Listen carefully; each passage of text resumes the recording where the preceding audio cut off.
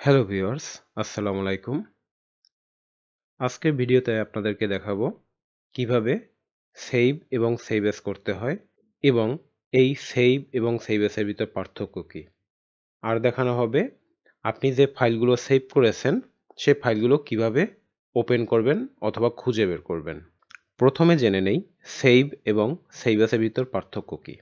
Save হচ্ছে আপনি কোনো একটি ফাইল তৈরি করলেন, সে ফাইলটিকে সংরক্ষণ করে রাখার জন্য সেভ ব্যবহার করা হয়ে থাকে। কারণ আপনি যদি সংরক্ষণ করে না রাখেন অথবা সেভ না করেন তাহলে পরবর্তীতে সে ফাইলটি আর খুঁজে পাবেন না। যাতে আপনি ওই ফাইলটি সংরক্ষণ করে রাখতে পারেন এই জন্য সেভ ব্যবহার করা হয়ে থাকে। এবং সেভ অ্যাজ হচ্ছে আপনি যে ফাইলটি সেভ করেছেন সে ফাইলটি কিছুটা পরিবর্তন করে ভিন্ন নামে সেভ করার জন্য সেভ অ্যাজ ব্যবহার করা হয়ে থাকে। যেমন আপনি যে ফাইলটি সেভ করেছেন সেটি অলরেডি সংরক্ষণ করে রেখেছেন। এরপরে সেই ফাইলটিকে যদি আপনি নতুন কিছু লিখলেন, লেখার পরে যখন আপনি সেটাকে সেভ করবেন তখন সে ফাইলটি আপনার পুরনো ফাইলে সেভ হবে। কিন্তু আপনি চাচ্ছেন না আপনার পুরনো ফাইলে এটি সেভ হোক। সেক্ষেত্রে আপনি সেভ অ্যাজ করবেন। যখন আপনি সেভ অ্যাজ করবেন তখন আপনি ভিন্ন একটি নাম দিতে পারবেন এবং ভিন্ন লোকেশনে সেভ করতে পারবেন। এরপর হচ্ছে ওপেন।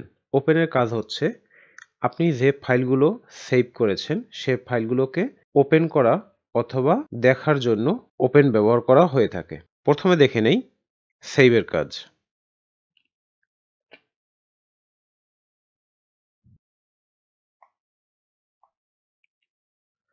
ধরুন আপনি ডকুমেন্টে কিছু টাইপ করলেন। এবার এই ডকুমেন্টটিকে আপনি সেভ করবেন। সেভ করার দুইটি উপায়।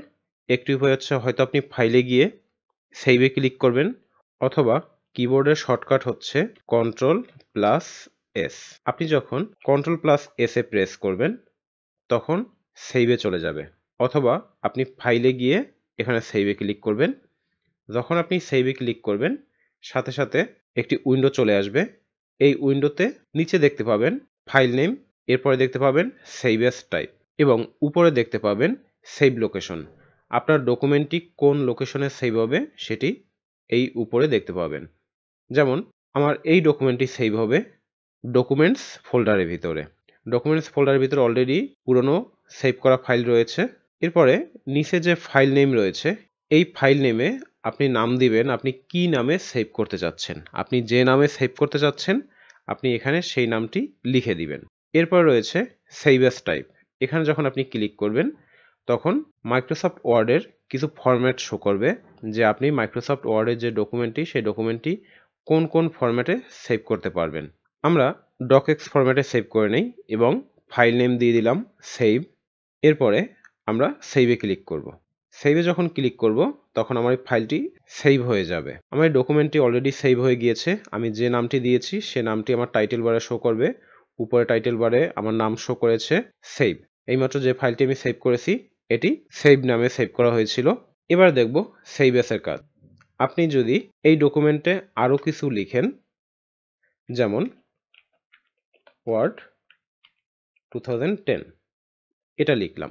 এখন যদি আপনি ফাইলে গিয়ে সেভে ক্লিক করেন অথবা Ctrl+S এ প্রেস করেন তাহলে আমার এই ডকুমেন্টের ভিতরেই লেখাগুলো সেভ হয়ে যাবে। আমাকে আগের মতো নতুন কোনো নাম দিতে হবে না সেভ করার জন্য। যেমন আমি এখানে কিছু লিখে দিলাম। এরপর আমি ফাইলে গিয়ে যখন আমি সেভে ক্লিক করব আমার আগের যে ডকুমেন্টটি ছিল সেভ নামে সেখানেই সেভ হবে। এবার ধরুন আপনি এই ফাইলটি অন্য কোনো নামে সেভ করতে চাচ্ছেন, তখন আমাকে সেভ অ্যাজ ব্যবহার করতে হবে। সেভ অ্যাজের জন্য হয়তো আমি ফাইলে গিয়ে সেভ অ্যাজে ক্লিক করব অথবা কিবোর্ডের শর্টকাট হচ্ছে F12 ফাংশন কি 12। ফাংশন কিটি পাবেন আপনার কিবোর্ডের ঠিক উপরে দেখতে পাবেন F1 F2 F3 F4 কিছু কি রয়েছে, তার ঠিক লাস্টেরটি দেখতে পাবেন F12। হয়তো আপনি F12 এ প্রেস করবেন অথবা ফাইলে গিয়ে সেভ অ্যাজে ক্লিক করবেন। যখন আপনি সেভ অ্যাজে ক্লিক করবেন তখন আগের মতো একটি উইন্ডো আসবে যেখানে ফাইল নেম এবং সেভ অ্যাজ টাইপ থাকবে। এবারে আপনি কি নামে সেভ করতে যাচ্ছেন। প্রথমবার আমি সেভ করেছিলাম সেভ নামে, এবার সেভ করব সেভ অ্যাজ নামে। এখানে সেভ অ্যাজ লিখে দিলাম। এরপরে সেভে ক্লিক করব। ক্লিক করার সাথে সাথে এই ডকুমেন্টটি অন্য নামে সেভ হয়েছে যার নাম হচ্ছে সেভ অ্যাজ।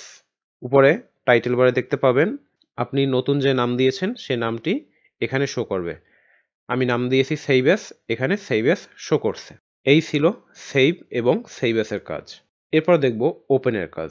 ওপেনের কাজ হলো আপনি যে ফাইলগুলো এইমাত্র সেভ করেছেন সেগুলো ওপেন করে দেখার জন্য ওপেন ব্যবহার করা হয়ে থাকে।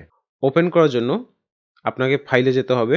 ফাইলে গিয়ে হয়তো আপনি ওপেনে ক্লিক করবেন, নয়তো কিবোর্ড শর্টকাট হচ্ছে Ctrl+O। আপনি যখন কন্ট্রোল প্রেস করে ধরে রেখে ওতে একবার প্রেস করবেন, সাথে সাথে ওপেনের একটি উইন্ডো চলে আসবে। অথবা আপনি ফাইলে গিয়ে ওপেনে ক্লিক করতে পারেন। যখন আপনি ওপেনে ক্লিক করবেন তখন ওপেন করার জন্য একটি উইন্ডো চলে আসবে। উপরে নাম দেখতে পাবেন ওপেন। এখানে ডকুমেন্টসের ভিতর অটোমেটিক নিয়ে নিবে, কারণ এটি ছিল ডিফল্ট অ্যাড্রেস। এবার আপনি যে ফাইলটি ওপেন করতে চাচ্ছেন, যেমন আপনি যদি সেভ ফাইলটি দেখতে চান তখন সেভে ক্লিক করবেন। ক্লিক করে যখন আপনি ওপেনে প্রেস করবেন তখন আপনার সেভের যে ফাইলটি ছিল সেটি ওপেন হয়ে যাবে। ঠিক একইভাবে আপনি যদি সেভ অ্যাসের ফাইলটি দেখতে চান তখন ওপেনে ক্লিক করে সেভ অ্যাস নামের যে ডকুমেন্টটি রয়েছে সেখানে মাউসে একটি সিঙ্গেল ক্লিক করে ওপেনে ক্লিক করবেন। ওপেনে ক্লিক করলে সাথে সাথে সে সেভ অ্যাসের ফাইলটি শো করবে। এই ছিল সেভ, সেভ অ্যাস এবং ওপেনের কাজ। যদি এই ভিডিওটি আপনাদের কাছে ভালো লেগে থাকে তাহলে লাইক, কমেন্ট অ্যান্ড শেয়ার করবেন এবং অবশ্যই চ্যানেলটি সাবস্ক্রাইব করে রাখবেন নতুন নতুন ভিডিও এবং ট্রিক্সের জন্য। আজ এই পর্যন্তই। সবাইকে ধন্যবাদ। আসসালামু আলাইকুম।